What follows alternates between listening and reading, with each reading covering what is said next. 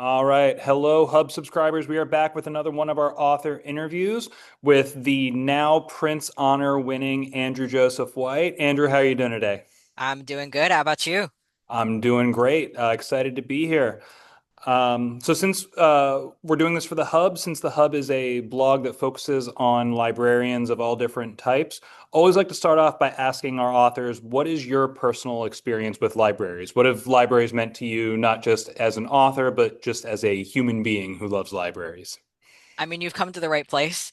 So I don't want to say that my mother has been working at the same library my entire life because I didn't check. But she has been working there for at least as long as I can remember. It's been the same library. I don't think she's had the same job, but she has been working in the same building for, you know what, if we say my memory starts at 3, then it's been 24 years, you know? Um, And I pretty much grew up in that library. I had run of the place after hours. I would spend all of my summers there. I wrote some of my first attempts at books in the library break room. And I would always, like sneak onto the teen section of the children's floor, definitely before I was old enough to be there. And eventually I would start, volunteering there and working story time and shelving the books. And I had my first actual job there. So I was in a library almost every day, from, I want to say, easily 5 years old to when I went away to college. So, um, and not even just that, but just like also on top of that, books in general. My mama worked at a bookbinding factory. So every weekend when we would go to visit, we get a stack of books that had slight imperfections, like a chapter would be in there twice or some pages would be upside down, because you got to take those home back in the day. I don't think they let you do that anymore. And my mom would bring home a stack of books from the library every week that she thought that I would like. So libraries are just they're so integral to my growing up that I forget that it's not like that for everybody else. That's awesome. What are some of those books that kind of formed the young Andrew Joseph White that we know today? So if we want to go like really little, um, see, we're working on a skewed timeline here because I read 1984 in fifth grade. Um, I think that that's a common theme when I interview authors, especially authors that are kind of the millennial, younger Gen X generation of like we got into the wrong stuff at too young an age. yes. My running joke is that when I was in high school, I found a list of the 100 most disturbing books in the English language, and I took it as a challenge. So that's what I was doing in high school. That explains a lot. It does explain a lot. But in middle school, I read Cell by Stephen King. I went through a lot of George Orwell. I'm trying to think of what else. I was a huge fan of YA horror that wasn't afraid to get its hands dirty. And back in the day, I don't want to say that there wasn't a lot of it, but I didn't manage to find a lot of it. Whether that was in the teen section at my mom's work or in the school library at school. Cory Doctorow's little brother was very formative for me at that age. The Escape from Furnace series by Alexander Gordon Smith, very formative for me. Um, in elementary school specifically, I always gravitated towards the scariest books that I could find. And in elementary school, there the definition of scary books kind of, changes a little. Largely because I was always very annoyed when people took, things that were supposed to be scary and made them cute because it was for kids. It made me really mad as a kid. I did read a lot of there's the Magic Tree House, but there is the older version of Magic Tree House. They have like the ones for older kids, and some of those were a little creepy. Loved those. I absolutely loved the Choose Your Own Adventure ones that were like really upsetting and disturbing. Goosebumps, and I can see some of the covers in my mind's eye. Oh, Crispin by Avi. Hmm. Um, Deeply upsetting book, meant for very young kids. Loved it. Okay. Well, like I said, that definitely explains a lot as far as Yeah. the books that we've seen from you so far. Um, You have one of the more unique and distinct styles that we've seen in recent YA lit. How would you describe your style to some of our librarians that might not be familiar with you? Yeah, I really love this question when I saw it. So I spent like a solid like hour or so trying to figure out like, okay, I appreciate you think I have a unique style. What is it? What am I doing? But I have a few philosophies that I go into a manuscript with that I feel like that shows up. One of my rules is that if the protagonist cannot look away, neither can the reader. Oh, Which means that things sometimes get a little rough, right? There is this tendency, I feel like, when it comes to art to kind of pull a punch, especially if you're working with younger readers. But my rule is that, if the main character has to see it, so does the reader. Which I feel like comes up pretty starkly in Compound Fracture, which I see behind you right now. If anybody knows the scene where Paul dies, where Paul gets shot, that one was pretty brutal. And I was like, all right, I'm just going to write every single detail because the main character has to see it. And now so do you. I've also seen and there was a review of one of my books that said that I write like you're sharing nerve endings with the protagonist. And I really, really like that description. I write present tense, which means that things are very snappy and very close. All of my YA is written in first person, but even my third person in my adult work is extremely close. And I am very careful to make sure that the book is written as if the main character is actively narrating everything that's happening as it's happening. So, like, if the main character is freaking out enough that he wouldn't be able to put a coherent sentence together, then there will be no coherent sentences over those pages where that's happening. So I do everything I can to stick extremely close to what the main character is thinking or feeling at that time. And I also have this little rule that I use, like a lens rule, where a character has to have something that colors their perception, a lens that they look through, and it's going to impact every single thing that they do, and especially how the book is written. So in Hell Followed With Us, the main character was raised in a cult. So every single piece of imagery, every metaphor is going to be wrapped up and go back to the Bible. In The Spirit Bears Its Teeth, which is on the other side there, the main character is an autistic boy with a special interest in surgery. So all of the metaphors, all of the imagery always come back to anatomy, surgery, or the medical fields. And I pick this lens for every single character that I do. And I'm like, okay, how would they describe it? How would this color their experience? And how can I make sure that there is as little narrative distance between the reader and the narrator as possible? that is wow. What were some of the influences on you developing that style? I think a lot of it had came down to the fact that I wanted to feel it, right? I mentioned when I was younger, I was always a little annoyed at seeing things get pulled back from. I wanted to be in it, like I wanted to like. If I was reading a horror novel, I wanted to be actively disgusted, right? I'm not afraid of ghosts, right? I'm afraid of people. And that shows up in a lot of my work. I'm not afraid of supernatural stuff. I am afraid of what humans do to each other. And I want to feel it. I want to feel the grit. I want to feel the filth of it. And as I was reading a lot of these books, I felt like there was a little too much narrative distance. And a lot of my writing style is me going, I want to like feel the dirt under my fingernails and I'm going to get as close as possible. So it wasn't as much like, oh, I see this and want to mimic it. It's I'm frustrated by the way that I feel reading some of these books as a kid. So I'm going to try and like get to where I want it. I will say though that I read the short story Guts by Chuck Palahniuk. Do you know that one at all? That one of the ones from Haunted? Yes, the one Yeah. in the pool, which I Yeah. will not Oh, describe. yep. I'm Yes, there the one with in the you. pool. I read that at about 15 or 16, and it was the first and last thing that I had to stop reading halfway through.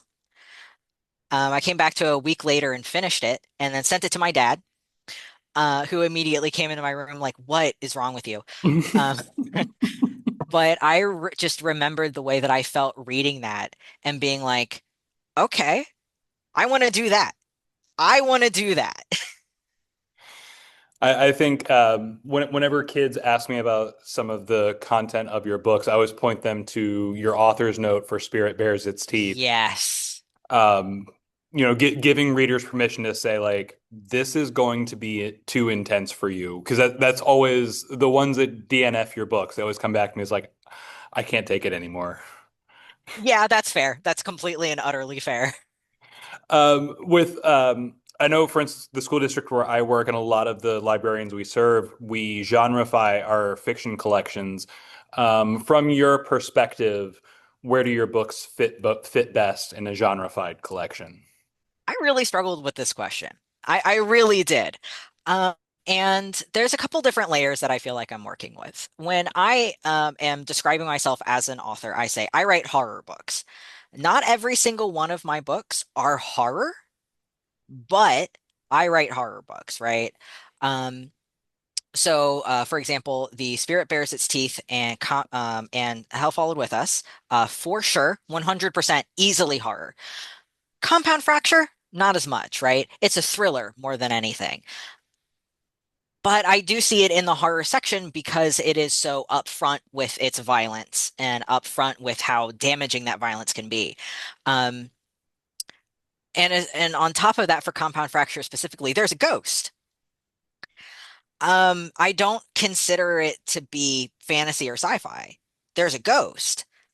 I feel like I have to tack on speculative or paranormal onto thriller to be like, hey, there's a ghost in here, but also by putting the word speculative or paranormal in front of it, you're going to think that the ghost plays a much bigger part in it. It doesn't. It's just there, right?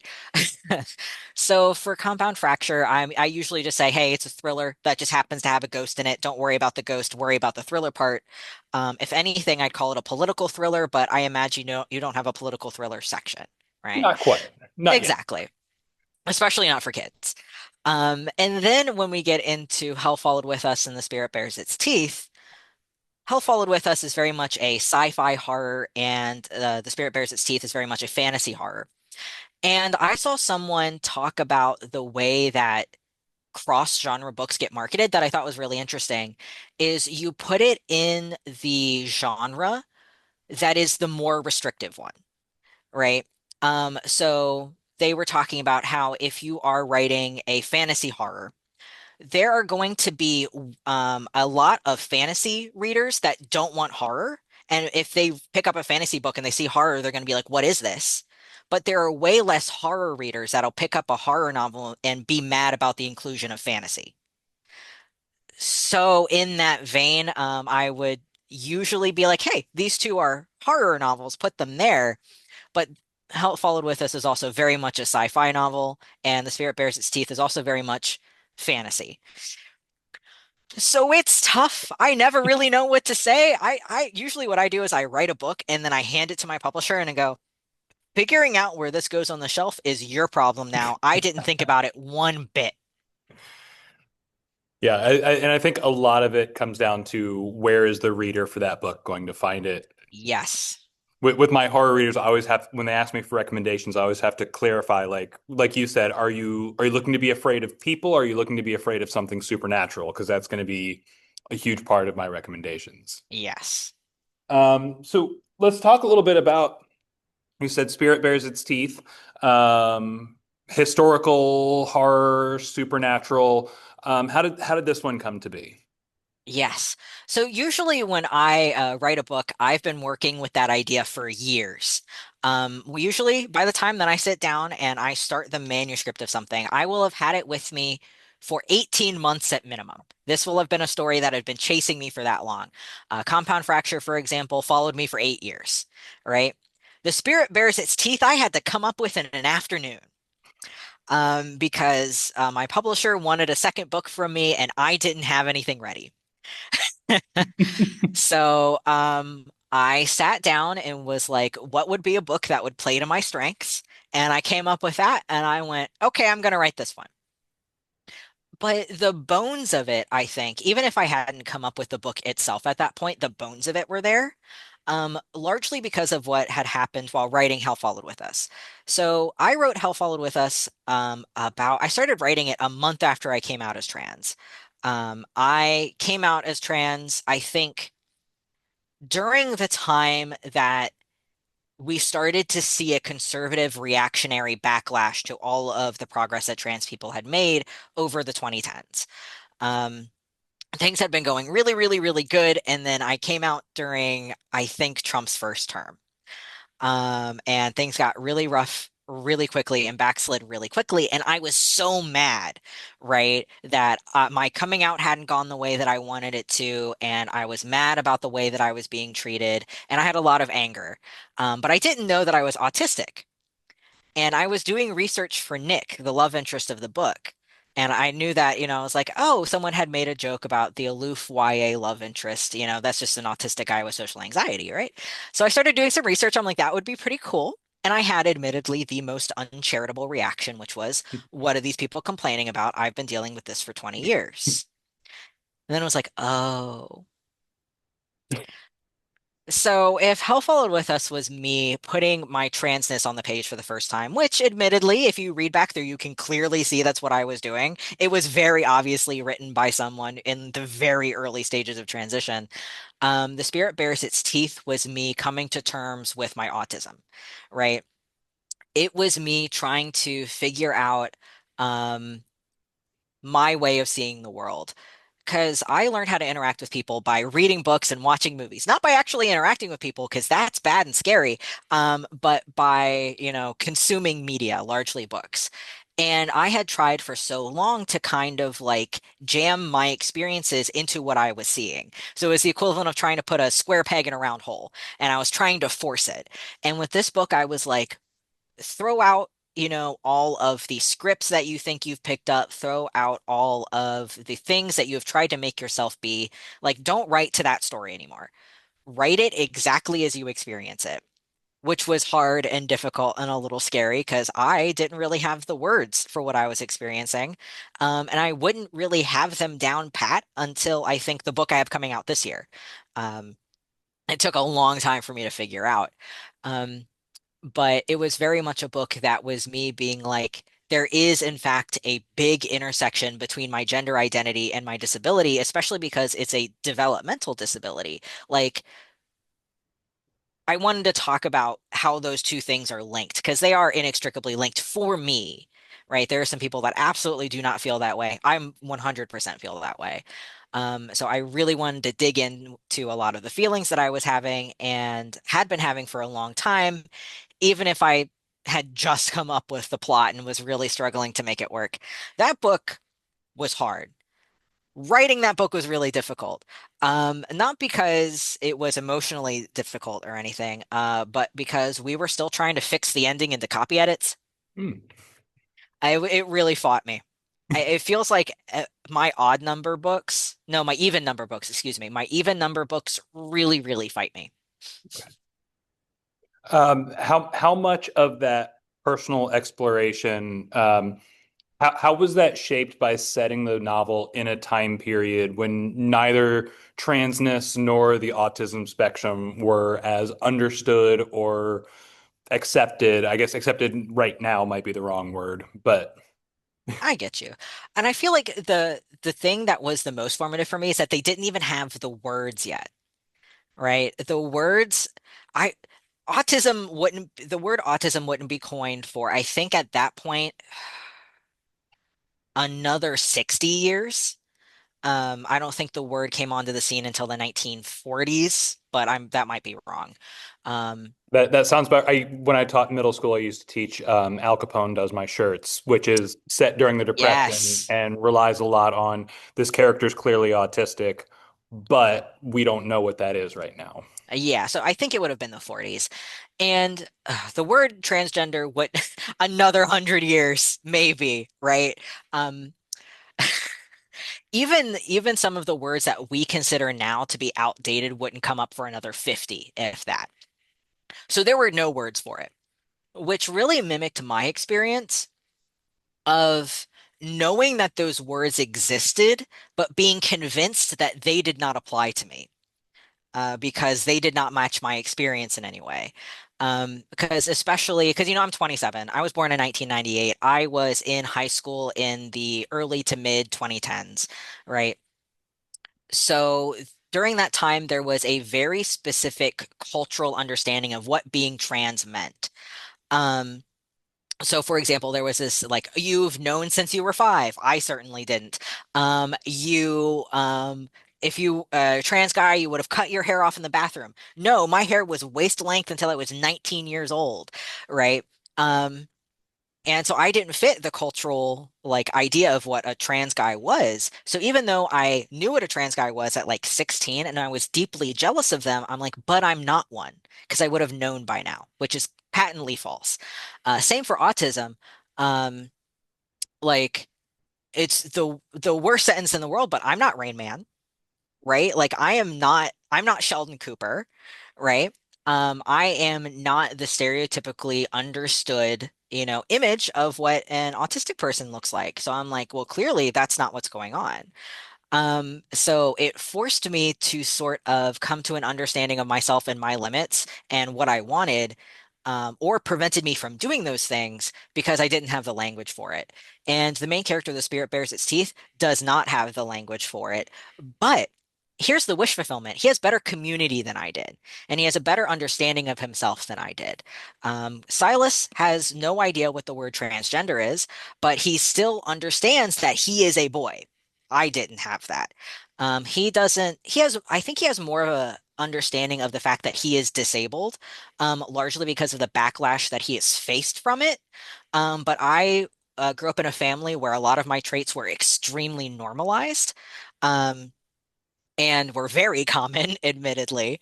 And I didn't interact with a lot of people, so I thought that everybody felt the same way that I did. I was just uniquely bad at handling it.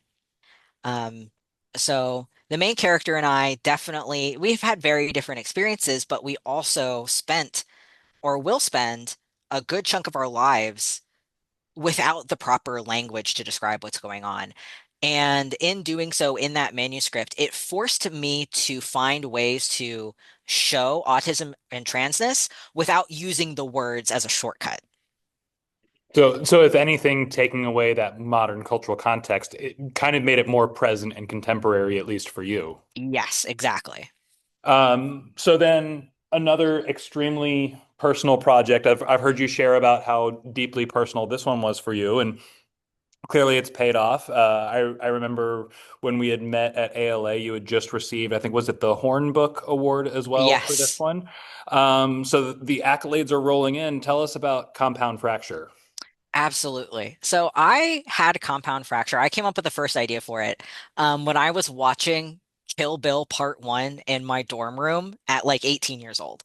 I knew that I wanted to write a book about a queer boy surviving. Surviving what? Didn't know. Um, all of the personal connections weren't there yet because I didn't know I was trans at the time. But I knew that I wanted to write something like that. And eventually, like I worked on it for a little bit in college, but it never actually went anywhere. And then as I was figuring stuff out, Hell Followed With Us happened first, and then Spirit Bears Its Teeth. And then finally I was like, I can bring back Compound Fracture. I can work on this. And looking at what I had, I was like, this is a good start, but it's so distant from me. So I'm just going to take all of my stuff and just cram it into this book and go from there, right? The most personal part of it is the fact that the book takes place in a fictionalized version of my mammal's hometown. So my family is from West Virginia. I did not grow up there, but my extended family is all there. We visited a lot. We did all of our family reunions, like within like shouting distance of Blackwater Falls, which is a nature preserve or state park. I can't remember of West Virginia. Um, so the spot is very, very personal to me. And I have a lot of feelings about West Virginia, largely when it comes to politics. Because like I know, like I have seen the voting records of like West Virginia. I know how red it is. But I also know that it has a very left-wing history that a lot of people don't know about, and that I feel like kind of gets hidden because it's very much not what the state is now. And this was a book that was me going, I love West Virginia, and I'm going to drag its history because at this point I had was a best-selling author 2 times over, right? I was like, I have a big audience. I have an international audience. I'm going to use the space that I have to forcibly bring West Virginia's socialist history in front of as many eyes as possible. And in doing that, I made Miles's parents very, very close to my own. I made Miles's grandparents very, very close to my own. Um, there are several conversations in Compound Fracture that are taken word for conversations that I've had with my family. So the scene where Miles's dad is like, your mom's taking this kind of hard. Um, she was upset that she'd never get to see you in a wedding dress, but honestly, I thought you were going to get hitched in flannel, so I don't know what's going on here.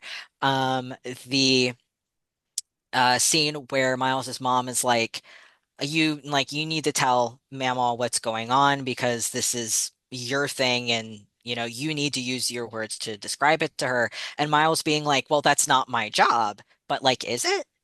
Um, and in the same vein, those really difficult conversations at the start of the book are just as real as by the end of the book, the family might not fully get it, but they unequivocally support him. My parents have come around in ways that I thought unthinkable when I first came out. They're absolutely amazing now.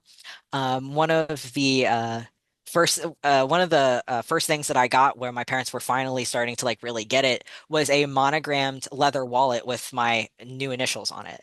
Um, so my parents have learned a lot and gone really hard and been so supportive, even if things were a little rocky at first. And that was one of the things I wanted to do with Compound Fracture because it's been a long time since I had read a YA book with living, competent, and kind parents. Right? You don't see that a lot. They're very involved, they're very smart, they're very strong, and if even if they don't get everything at first, they eventually get it by the end. And I was like, yeah, I want to write about my family in this book, and even if things were a little rough at first, it is great by the end of it, even if it was hard. Um, so my it was honestly really sweet too because my mama read it for the first time right after my papa had passed away. And the main character's grandfather is one of the big heroes of the end.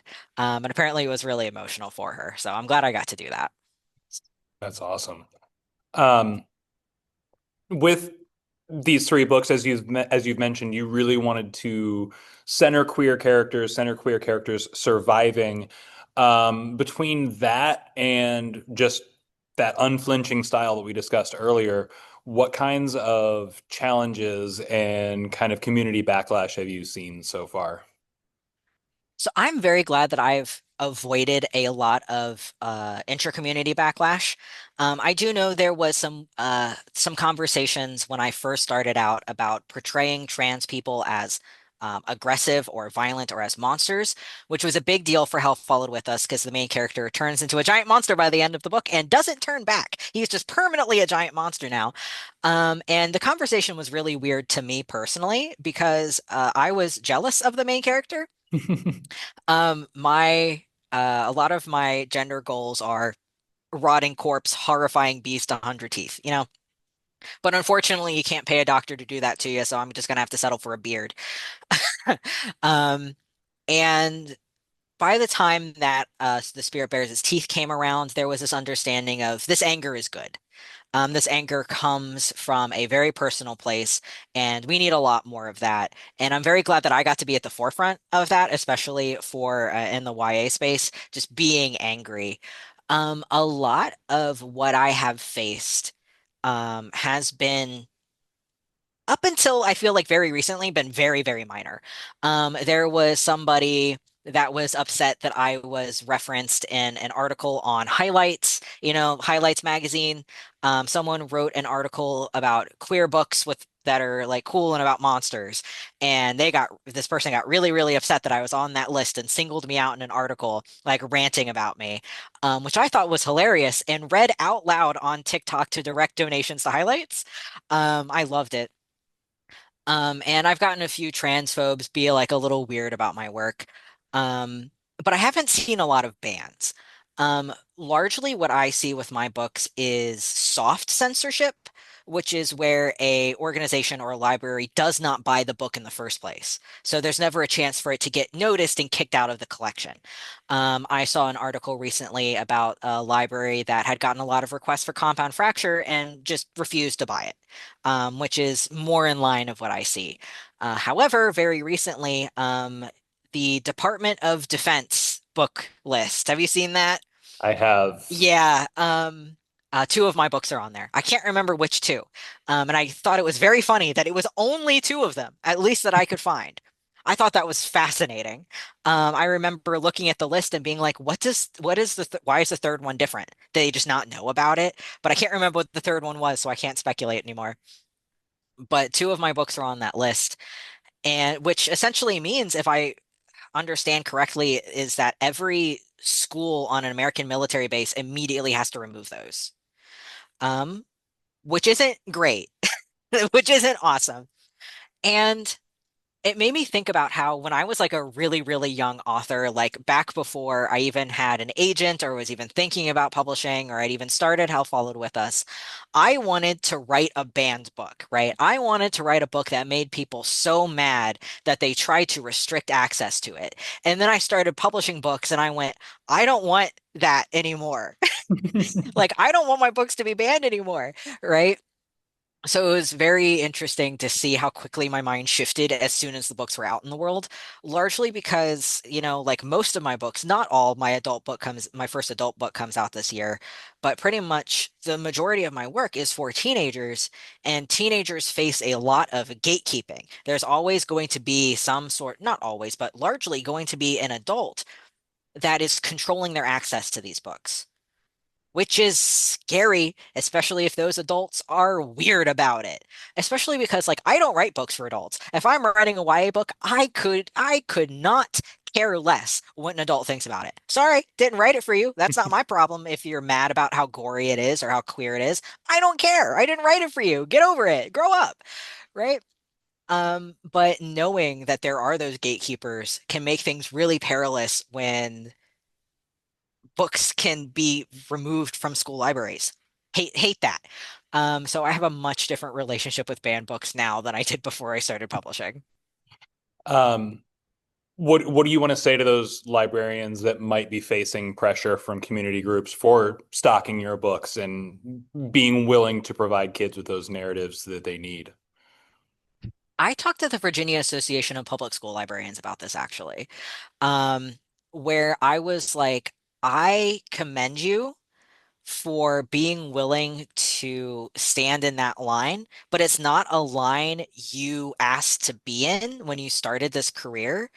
And I understand if the kids that you're looking after would be upset with you for putting yourself in the line of fire. I get it. So I deeply appreciate everybody that is doing it. And I do think there is a moral responsibility to protect books like that. But like, if your kids are going to be mad at you for putting yourself in danger, then I do get it because it is about the kids. Um, Starting to run a little bit low on time since we are in the free version of Zoom. You Yes. mentioned earlier that we do have another Andrew Joseph White hitting us this year. First of all, are we going to continue the incredible cover art with this one? So, my adult book, for those of you on video, will be able to see it. It's called You Weren't Meant to Be Human. It's a very simplistic cover. It's very reminiscent of, I feel like, 80s paperbacks, where it is kind of an old-timey font that is cut through with worms. It's a little hard to see. It's very simple, but I do think it really hits the nail on the head of what this book is about, because there really is no way to show what's going on in here without breaking some sort of like public decency law, I'm sure. So You Aren't Meant to Be Human is a book that was written based on my really awful emotions around the time that Roe v. Wade was overturned. Hmm. This is a book about a lack of abortion access and specifically how it impacts trans men, specifically disabled trans men. And it is upsetting. It is gross. It is a lot. It is every bad feeling I have ever had for the past 3 years crammed into a novel. It's so nasty. But I'm really glad that I got to work on it. It was a lot of fun. And if any under 18s read it, don't tell me I need peace of mind. Just give me plausible deniability. Don't tell me. But that said, I do have two more YAs coming out. I have one in 26 and one in 27.